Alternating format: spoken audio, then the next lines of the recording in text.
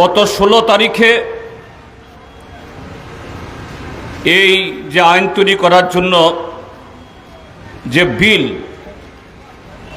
এটা পার্লামেন্টে পেশ করে 18 তারিখে সেরকম কোনো ধরনের আলোচনা ছাড়াই সংসদীয় সমস্ত নিয়ম কানুন এটাকে উল্লঙ্ঘন করে 18 তারিখ এটাকে সংখ্যাগরিষ্ঠতার জোরে পাশ করে আর গতকাল রবিবার ছুটির দিন সম্ভবত আমাদের দেশের মাননীয় রাষ্ট্রপতি দ্রৌপদী মুর্মু তেলেঙ্গানাতে হায়দ্রাবাদে কোনো একটা অনুষ্ঠানে ছিলেন, সেখানে এই ফাইলটি পাঠিয়ে এটাকে এখন আইনে পরিণত করেছে। তার প্রতিবাদে সারা দেশে 5টি রাজনৈতিক দল, বামপন্থী রাজনৈতিক দল CPIM, CPI, RSP, forward block, CPIML liberation আজকে এই প্রতিবাদ কর্মসূচি সংগঠিত করছে। আজকে এখানে এই কর্মসূচির অঙ্গ হিসাবে এখানে যে সভা, এই সভার মাননীয় সভাপতি, এই 5টি রাজনৈতিক দলের নেতৃবৃন্দ এবং মায়েরা, বোনেরা এবং বন্ধুগণ যারা এই কর্মসূচিতে অংশগ্রহণ করছেন, তার বাইরেও পথচারী, দোকানি, শুধু নাগরিকবৃন্দ যারা আমাদের বক্তব্য শুনছেন, আমি সবাইকে আমাদের পার্টি, ভারতের কমিউনিস্ট পার্টি, মার্ক্সবাদী তথা 5টি রাজনৈতিক দলের তরফ থেকে শুভেচ্ছা এবং অভিনন্দন জ্ঞাপন করছি। বন্ধুরা, আপনারা দেখেছেন যে একটা আইন পার্লামেন্টে পাশ করেছে, 16 তারিখে পেশ হয়েছে, 18 তারিখ এটাকে সংসদের উভয় কক্ষে পাশ করিয়ে নিয়েছে। আপনারা শুনেছেন বা অনেকে জানেন এ সম্পর্কে। কি আইন এটা? স্বাধীনতার পর আমাদের দেশে বহু আইন তৈরি হয়েছে এবং আগে থেকেও কিছু ব্রিটিশ আমল আইন ছিল যা স্বাধীন ভারতবর্ষ এগুলাকে অ্যাডপ্ট করেছে, গ্রহণ করেছে। কিন্তু দেশের সংখ্যাগরিষ্ঠ জনগণ যারা কৃষির উপর নির্ভরশীল, গ্রামে যারা বসবাস করেন, দেশের অন্নদাতা, কৃষক, ক্ষেতমজুর, দিনমজুর, ভাগ চাষি, জুমিয়া, তাদের জন্য সেরকম কোনো আইন স্বাধীনতার আজকে প্রায় 78 বছর বাদেও এখনো সেরকম কোনো আইন হয়নি। তার মধ্যেও 2004 সালে আমাদের দেশের সংসদে যখন সর্ববৃহৎ সংখ্যায় বামপন্থীরা নির্বাচিত হয়ে যান, এই দেশের জনগণ নির্বাচিত করে পাঠান 63-64 জন, তখনই এই বামপন্থীদের তরফ থেকে যে দাবি বামপন্থীরা স্বাধীনতার সংগ্রামের সময়েতে উচ্চারণ করে আসছিলেন এবং স্বাধীনতার পর আমাদের দেশের সংসদ গঠন হওয়ার পর থেকেও এই দাবিগুলো তুলে আসছিলেন, তার একটা এই ছোট্ট আইন প্রণীত হয় এই 63-64 জন সংসদের উপর তাদের সমর্থন নিয়ে ডক্টর মনমোহন সিংয়ের সরকার নেতৃত্বে যে ইউপিএ এক সরকার গঠিত হয়েছিল, তারা ন্যূনতম কর্মসূচির ভিত্তিতে আইন কি, যে দেশের গ্রামীণ পরিবার প্রত্যেককে যারা জব কার্ড পেতে চান একটা জব কার্ড দিতে হবে, আর সেই জব কার্ডের যিনি মালিক তিনি যদি কাজ চান বছরের যে কোনো মরশুমে, শীত, বর্ষা, গ্রীষ্ম বা যে কোনো সময়তে 15 দিনের মধ্যে তাকে কাজ দিতে হবে। যদি 15 দিনের মধ্যে যদি সরকার কাজ দিতে না পারে তাকে ক্ষতিপূরণ দিতে হবে। এটা শুধু যারা সক্ষম এরকম পরিবারের সদস্য তাদের না, অনেক পরিবার আছেন বিকলাঙ্গ, অনেক পরিবার আছেন সেখানে অল্প বয়সী বা সেরকম তরুণ সদস্য নেই, প্রবীণা মাত্র, তাদেরকেও সেখানে তাদের মতো করে কাজ দিতে হবে। তারপরে যারা মহিলা, অন্তঃসত্ত্বা মহিলা, সেই পরিবারে অন্য কোনো সদস্য নেই, তিনি আয়ের একমাত্র উৎস, তিনি যদি কাজ চান তার মতো করে তার চিকিৎসার, তার সমস্ত ধরনের যে সুযোগ সুবিধা দিয়ে সেই মহিলাকে কাজ দিতে হবে। কিন্তু কি কাজ পাবে সেটা আহামরি কিছু নয়। বছরে পরিবারের সদস্য একজনই হোক বা 15 জন 20 জন, মাত্র 100 দিন কাজ পাবে সবাই মিলে। আমাদের দেশে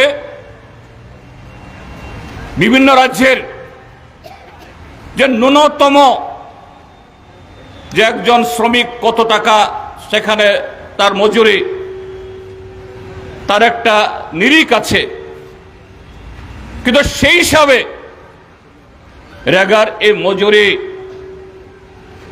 এটা নির্ধারিত হয়নি।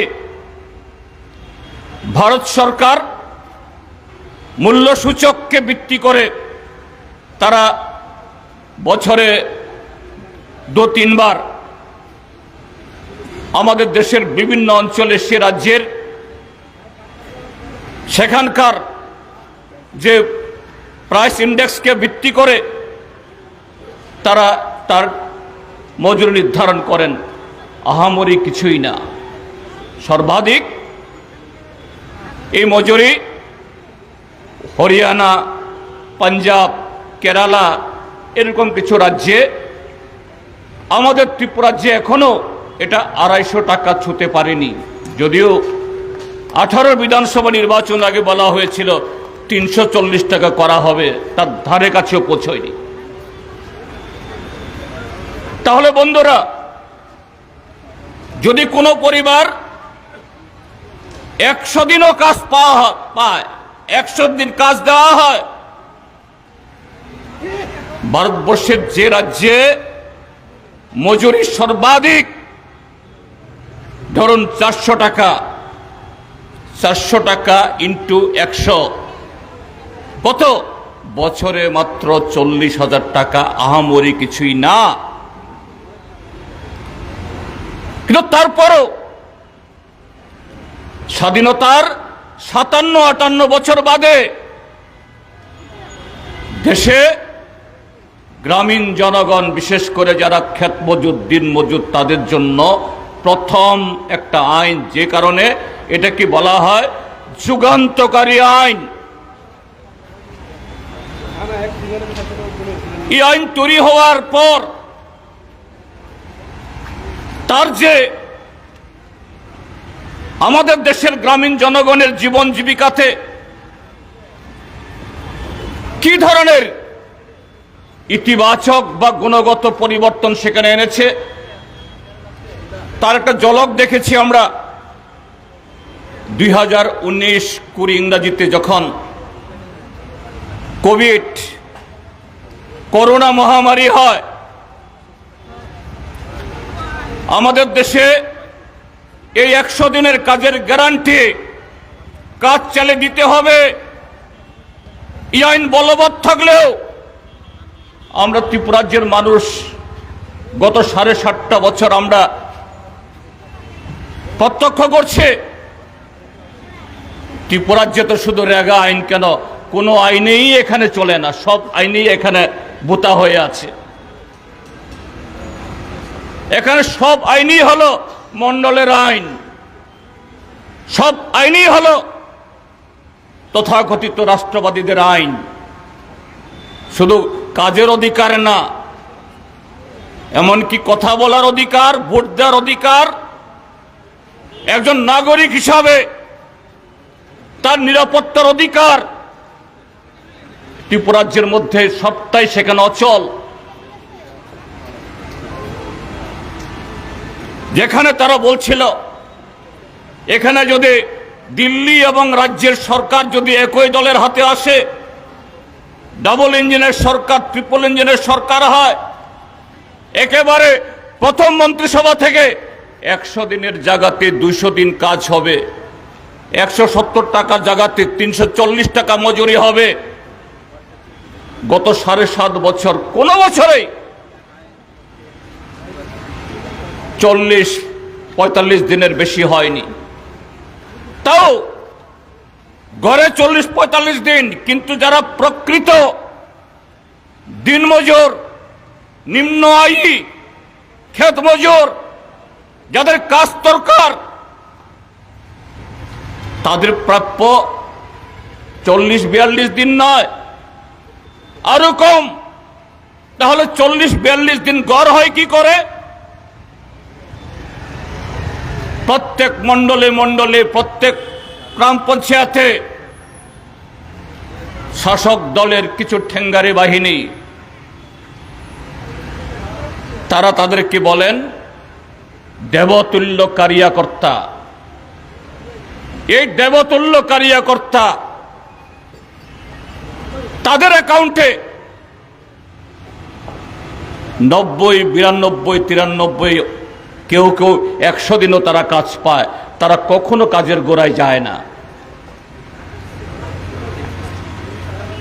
কি করে এগুলো? তাহলে এই নামগুলো উদ্ঘাটিত হয় কিভাবে? এইভাবে যে লুট করছে অন্যায়ভাবে, এগুলো প্রকাশ পায়। এটাও এই আইন, এই আইনের শর্ত আছে।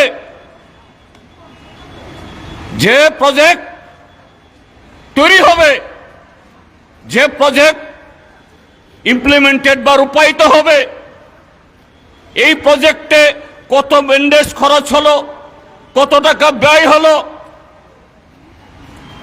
ওয়েবসাইটে আপলোড করতে হবে। আপনারা যারা স্মার্টফোন ব্যবহার করেন, এখনো যেহেতু নতুন আইন তৈরি হলেও রাতারাতি এর সমস্ত এগুলো মুছে যায়নি। ত্রিপুরাজ্যের যে কোনো গ্রাম পঞ্চায়েত, যে কোনো ভিলেজ কমিটি, যে কোনো ব্লক, ত্রিপুরাজ্য কেন সারা দেশের আপনি মোবাইলে দেখতে পাবেন, দেখবেন সর্বত্র এইভাবে পুকুর চুরি হচ্ছে, সর্বত্র এইভাবে গরিব মানুষের মাথায় বাড়ি দেওয়া হচ্ছে, লুট হয়ে যাচ্ছে। কাজেই এটা বন্ধ করা দরকার। এখন যে কদিনের ব্যবধানে এই বিল পেশ করা, কোন রকমের সেরকম আলাপ আলোচনা না করে,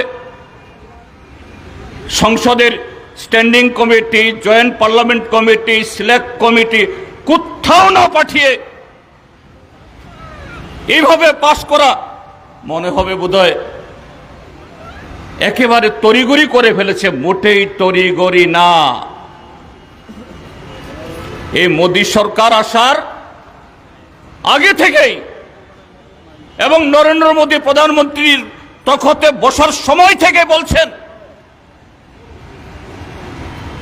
এটা নাকি ভারতবর্ষের পূর্বতন সরকারগুলোর তার ব্যর্থতার ক্ষতচিহ্ন।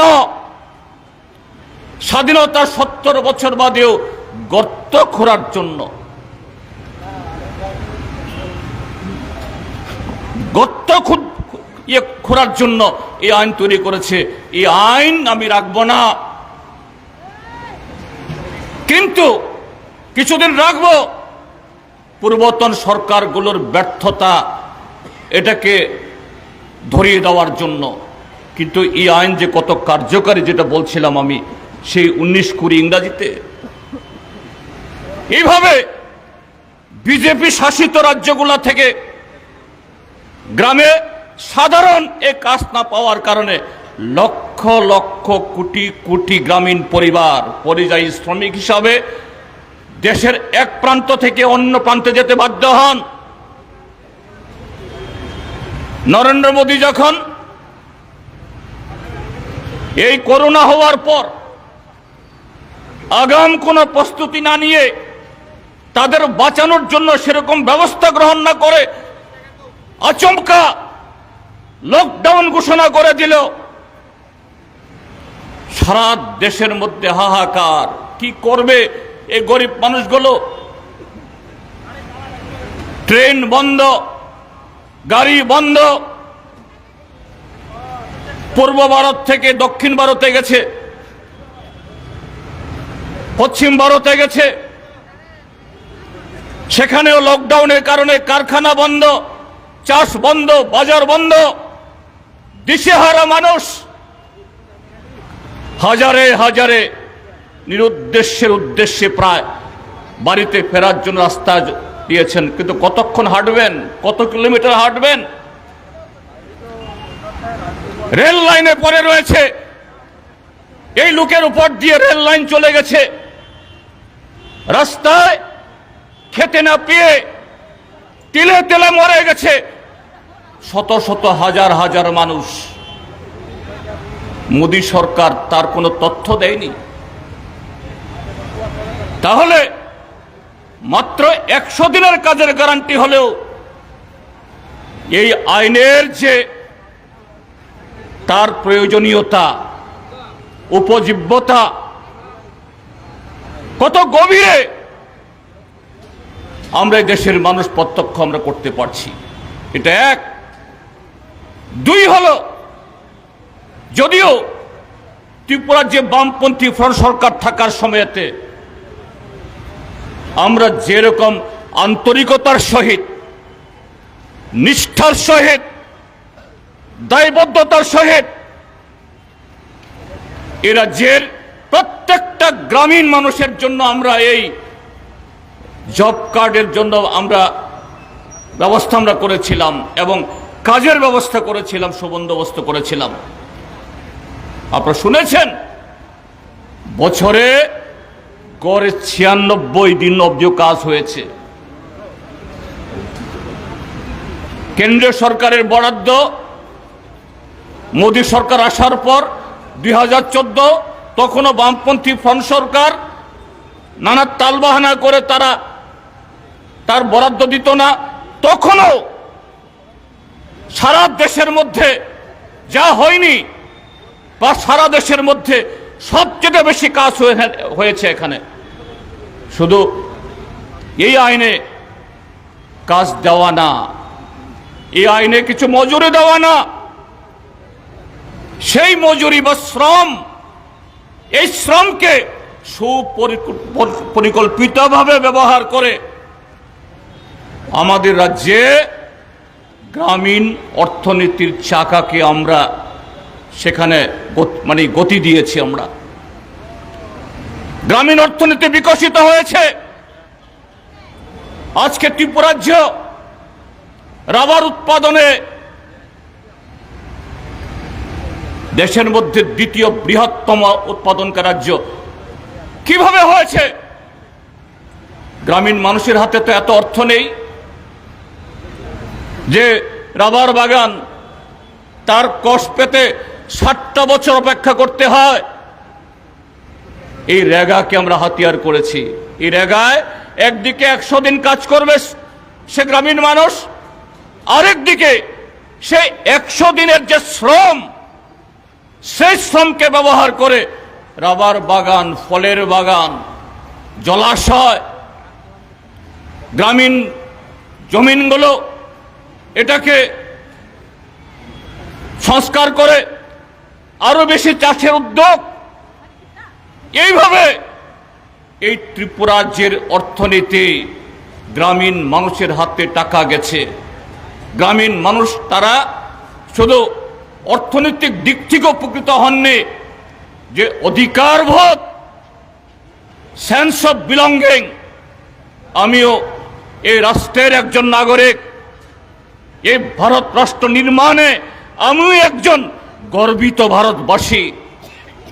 এইভাবে রেগা একটা যুগান্তকারী ভূমিকা পালন করেছে। কেন ভারতীয় জনতা পার্টির মতো একটা পার্টি, যে পার্টি আরএসএস এর তার মতাদর্শে পরিচালিত, আরএসএস এর তথাকথিত হিন্দু রাষ্ট্র, যার সাথে হিন্দু ধর্মের কোনো লয় নেই, আরএসএস এর তথাকথিত হিন্দু রাষ্ট্র এই মনুসংস্কৃতির উপর ভিত্তি করে হিন্দু ধর্মের কোনো চ্যাপ্টারের সাথে তার কোনো সম্পর্ক নেই। সেখানে শুধু হিংসা, সেখানে কিছু শুধু নারী এবং পুরুষের মধ্যে সেই মধ্যযুগীয় ভাবনা চিন্তা, সেখানে শুধু মুষ্টিমেয় যারা তথাকথিত উচ্চ বর্ণের তাদের জন্য সমস্ত বিধান তৈরি করা। কাজে সেই বিজেপি সরকারে আসীন হয়ে রেগার মতো একটা যুগান্তকারী আইন তারা কেন চালু রাখবেন? এই নতুন আইন, জিরামজি আইন তৈরি হওয়ার আগে গত 11 বছর আমরা কি দেখেছি? ভারতবর্ষের ব্যাংকগুলো থেকে, রাষ্ট্রায়ত্ত ব্যাংকগুলো থেকে হাজার হাজার কোটি টাকা নিয়ে এই নরেন্দ্র মোদী, অমিত শাহ ঘনিষ্ঠ, বিজেপি ঘনিষ্ঠ সমস্ত কালোবাজারে মজুতদাররা বিদেশে পালিয়ে যায়, আমাদের ব্যাংকগুলোকে লালবাতি জ্বালিয়ে। এদের জন্য কোনো নিয়ম কানুন নাই, মনিটরিং নাই। দেশে যে একচেটিয়া পুঁজিগুলোকে তারা ক্রমশ তাদের হাতে সমস্ত সম্পদ তুলে দিচ্ছে, আম্বানি, আদানি, কয়লার খনি থেকে শুরু করে তেলের খনি, রেলওয়ে, বিমানবন্দর, সর্বশেষ ভারতবর্ষের ইন্স্যুরেন্স, ব্যাংক, তাদের জন্য এত নিয়ম কানুন, এত গ্যারান্টার, এত সিকিউরিটি কিছুই নেই। কিন্তু এই রেগা মাত্র 100 দিন কাজ পাবে, তাও দেওয়া হয় না। তার জন্য হাজার আইন, সকালে একবার ছবি তুলতে হবে, বিকালে গিয়ে আরেকবার ছবি তুলতে হবে।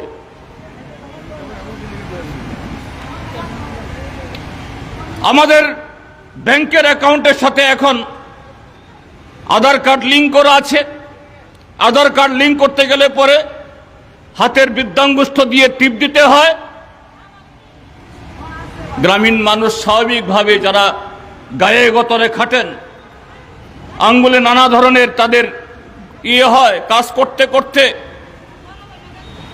সেই আঙ্গুলের রেখাগুলি ক্ষয়প্রাপ্ত হয়। কাজ করার পরও সেই রেশন কার্ডে যেমন টিপ দিতে লাগে, এরকম ভাবে রেগার যখন পেমেন্ট করে টিপ দিতে লাগে, মিলে না। কাজ করার পরও এরা মজুরি পায় না। এরপরে বলা হয় আউটপুট, অর্থাৎ এই রেগার কাজে যতটুকু সম্পদ তৈরি হওয়ার আছে এগুলো হয়নি।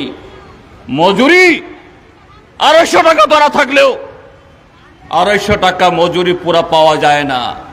200 টাকা, 150 টাকা, আরো কমে সন্তুষ্ট থাকতে হয়। তারপর এ আইনে বলা আছে কাজ করার 1 সপ্তাহের মধ্যে মজুরি দিতে হবে। ত্রিপুরা রাজ্যের মধ্যে আমরা দেখেছি 3 মাস, 4 মাস, 5 মাস, 6 মাস পরেও মজুরি দেওয়া হয় না। এইভাবে রেগা আইন পরিবর্তন করার আগেই, বাতিল করার আগেই এখানে নানা প্রতিবন্ধকতা, যেটা নরেন্দ্র মোদীর নিজের মুখের ভাষা, আমি খোদ শুনেছি, তখন আমিও সাংসদ ছিলাম। गद्दा खुटने के लिए ये MGNरेगा इसको हम नहीं रखेंगे, कुछ दिन रखेंगे। কেন? আগেকার সরকারের ব্যর্থতা প্রমাণ করার জন্য। এইভাবেই গত 11 বছরেও এই রেগাকে কখনো তারা সম্মান দেয়নি। আর এখন শুধু আইনটা পাল্টে নতুন আইন তৈরি করেনি, এই আইনের খুল নলচা পাল্টে দিয়েছে। এখানে আমার পূর্ববর্তী বক্তা একজন বলেছেন গ্যারান্টি, 100 দিনের কাজের গ্যারান্টি, অর্থাৎ 15 দিনের মধ্যে কাজ চাইলে দিতে হবে। এই গ্যারান্টি বাদ, এই গ্যারান্টি নেই। এবং আমি নিশ্চিত, যদিও এর নিয়ম কানুন বিধি তৈরি করতে সময় লাগবে, এখন রেগাতে ওয়েবসাইটে যে সমস্ত চোরদের ধরা পড়ছে, তাদের নাম উঠে আসছে, এগুলা কিচ্ছু থাকবে না, যাতে দেবতুল্য কার্যকর্তারা আরো বেশি করে লুট করার সুযোগ সেখানে পায়। এখন বলা হয়েছে রেগাতে মাত্র 100 দিনের কাজ, এটাকে 125 দিন করা হবে। আরে রেগা আইন থাকার সময়তেই তো তুমি 125 দিন করতে পারতে। 125 দিন সে তখন করতে বাধা কোথায়? বাধা ছিল না। এখন বলছে বছরে 2 মাস কাজ বন্ধ থাকবে। কোন সময়তে? যখন গ্রামের যারা কুলাক, গ্রামের যারা মহাজন, গ্রামের জমিদার, তাদের ফসল কাটার মরশুম যখন হবে, তারা যাতে সস্তায় মজুর পায়, সস্তায় শ্রমিক পায়, ওই সময়তে এই কাজ হবে না। তার মানেটা কি? শুধু 100 দিনের কাজের গ্যারান্টি হরণ করা হলো না, আপনাকে গ্রামীণ মানুষকে বাধ্য করা হবে। যখন অন্য কাজ থাকবে না, গ্রামীণ শ্রমিকরা বাধ্য হয়ে পেটের দায়ে এই জমিদারদের জমিতে যাবে কাজের সন্ধানে। তখন 300 টাকার মজুরি বলবে 150 টাকা কাজ করলে আসো, এর চেয়ে বেশি চাইলে পাবে না। এইভাবে আবার দাসত্বের দিকে আমাদের দেশে গ্রামীণ জনগণকে ঠেলে দেওয়ার চেষ্টা সেখানে হচ্ছে। বন্ধুরা, এখানে শেষ না। RSS ভারতীয় জনতা পার্টি মানে হলো তাদের যে রাজনৈতিক চরিত্র, মনস্মৃতিকে অনুসরণ করে সেখানে যারা ধর্মনিরপেক্ষ, গণতন্ত্র, এই শব্দগুলো যারা উচ্চারণ করেন, তার পক্ষে যারা কথা বলেন, তারা তাদের কাছে শত্রু, তাদের চোখে তারা দেশদ্রোহী। মহাত্মা গান্ধীর কিছু নীতির সাথে আমরা যারা বামপন্থীদের কিছু পার্থক্য আছে, কিন্তু তারপরেও মহাত্মা গান্ধী আমাদের দেশের স্বাধীনতা অর্জনে অন্যতম মহানায়ক হিসাবে আমরা সর্বকালে আমরা স্বীকার করে, পূজা করে, সম্মান করে মহাত্মা গান্ধীকে জাতির পিতা হিসেবে আখ্যায়িত করেছে, আমরাও সেভাবে সম্মান জানাই। সেই মহাত্মা গান্ধী সেখানে ধর্মনিরপেক্ষতা, গণতন্ত্র, বহুত্ববাদ এবং আমাদের দেশের যে গ্রাম পঞ্চায়েত স্বাধীনতা আন্দোলনের সময়তে তখন বলেছিল যে পঞ্চায়েতকে শক্তিশালী করুন, পঞ্চায়েতে যান। এই ভারতবর্ষ তার শক্তি লুকিয়ে আছে এই পঞ্চায়েতে, অর্থাৎ গ্রামীণ মানুষ। মহাত্মা গান্ধী সে কথাগুলি বলতেন, আমরা এগুলোকে শ্রদ্ধা করি। কাজেই মহাত্মা গান্ধীর এই গ্রাম পঞ্চায়েতকে, ধর্মনিরপেক্ষ নীতিকে, বহুত্ববাদকে, সাম্প্রদায়িকতার বিরুদ্ধে তিনি যে কথা বলতেন, সোচ্চার ছিলেন, এটা তাদের কাছে গ্রহণযোগ্য না, এটা হজম করতে পারে না। নাথুরাম গডসে এই কারণে 1948-এর 30 জানুয়ারিতে তাকে খুন হতে হয়েছে। কিন্তু কোনোদিন আরএসএস এবং ভারতীয় জনতা পার্টির কাছ থেকে এই গডসের জাতির পিতাকে যারা এই যে হত্যা করেছে তার সম্পর্কে তাদের কোনো বক্তব্য শুনেছেন? শুনেননি। বরঞ্চ আরএসএস বিজেপির কোন নেতা নেত্রী গডসেকে পূজা করেন এবং তাদের একজন নেত্রী সাধ্বী ঋতম্বরা না কি জানি ভোপালের এমপিও ছিলেন। গডসের জন্মদিনে মহাত্মা গান্ধীর একটা মূর্তিতে গুলি করে রক্ত জড়িয়ে কৃত্রিমভাবে উদযাপন করেন। এগুলো আবার ফলাও করে সোশ্যাল মিডিয়াতে তারা প্রচার করে। ভারতীয় জনতা পার্টি আরএসএস সেই নেত্রীর বিরুদ্ধে একটা কথা বলেনি। কাজেই সেই মহাত্মা গান্ধীর নামের সাথে যদি এরকম একটা আইন জুড়ে যায়, যে আইনের সাথে দেশের প্রায় 14 কোটি জব কার্ড হোল্ডার যদি 4 জন করেও যদি করে ধরেন, প্রায় 66 কোটি 70 কোটি মানুষ এই আইনের সাথে সরাসরি যুক্ত। কাজেই এই 70 কোটি মানুষের কাছে মহাত্মা গান্ধীর নাম যাবে, মহাত্মা গান্ধীর নাম উচ্চারণ হবে, মহাত্মা গান্ধীর আদর্শ কিছুটা হলেও সব সময় তার চারিদিকে বিরাজ করবে। কেন সহ্য হবে? কাজে মহাত্মা গান্ধীর নাম তুলে দিতে হবে, সাথে অধিকার। কাজেই 16 তারিখ বিল পেশ করলো, 18 তারিখ পাশ হয়ে গেল, একে রাতারাতি না। ভারতীয় জনতা পার্টি একেবারে শুরু থেকেই তককে তককে ছিলেন। এরকম দেশে কত আইন, কত বিল আসে জনগণের সাথে সম্পর্কিত। এই ত্রিপুরার সম্পর্কে বলি, ত্রিপুরা রাজ্যের এডিসি কে অধিক ক্ষমতা এবং অর্থ দেওয়ার জন্য 2018 ইংরেজিতেই একটা বিল পেশ হয়েছিল 125তম সংবিধান সংশোধনী বিলের নামে। ত্রিপুরার যে মথা আইপিএফটি তাদেরকে ধরে রাখার জন্য, ত্রিপুরার যে ট্রাইবেলদের বোকা বানিয়ে এদের সমর্থন আদায় করার জন্য মাঝে মধ্যেই নরেন্দ্র মোদী, অমিত শাহ ত্রিপুরার যে এসে কুম্ভীরাস্ত্র ফেলেন। কিন্তু 18 সালে যে বিল পেশ হয়েছে এবং সে বিলের নম্বরও হয়েছে 125তম সংবিধান সংশোধনী বিল। আজকে 2025 সাল, 7-8 বছর হয়ে গেল, সেই বিল পাশ হয় না।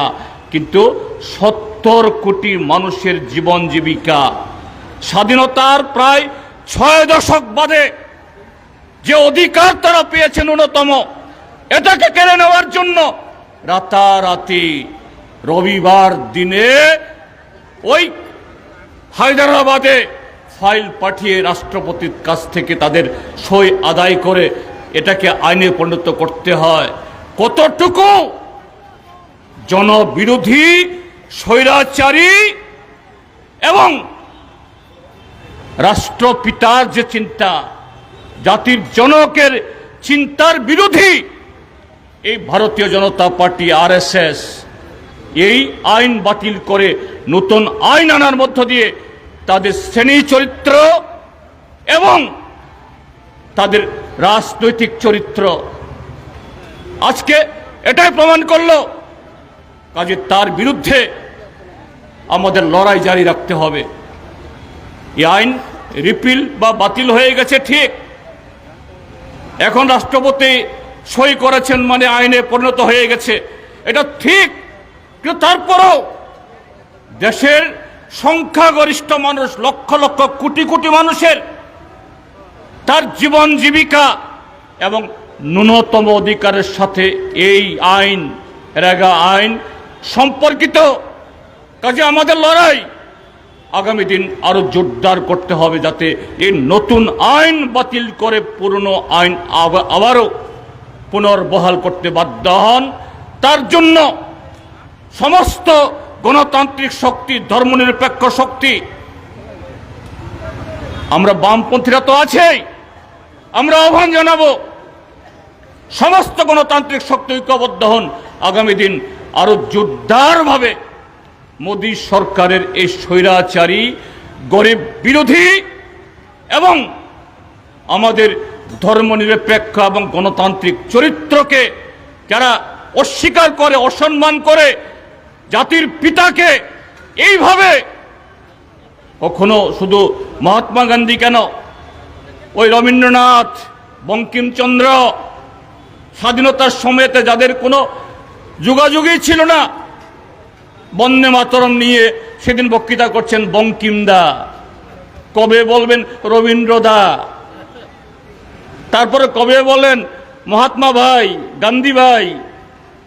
কি ধরনের এদের ভেতরে ঘৃণা, এদের ভেতরে দেশের যারা স্বাধীনতার সংগ্রামী, দেশের যারা আমাদের যে এই দেশের মহান সন্তানদের প্রতি এদের ভক্তি বা এদের সম্মান, এ থেকে বোঝা যায় তার বিরুদ্ধে আমাদের লড়াই আজকে শুধু এই প্রতিবাদ সভা করার মধ্য দিয়ে না, সারা ত্রিপুরা রাজ্যের মধ্যে এইভাবে 5টি বামপন্থী দল যৌথভাবে করবে।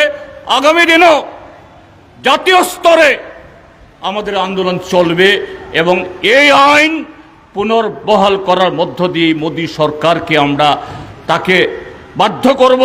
এর জন্য সকলে প্রতিজ্ঞাবদ্ধ হবেন এই আশা ব্যক্ত করে আপনারা ধৈর্য ধরে আমাদের কথা শুনেছেন এবং আগামী দিনেও এই চেতনা এটাকে পাথেয় করে আরো শক্ত ভিতদার করিয়ে আরো জোরদার লড়াইয়ের জন্য তৈরি থাকবেন, এই আহ্বান জানিয়ে আমার বক্তব্য শেষ করছি। সবাইকে নমস্কার, খুলুমখা, আদাব, ইনকলাব জিন্দাবাদ।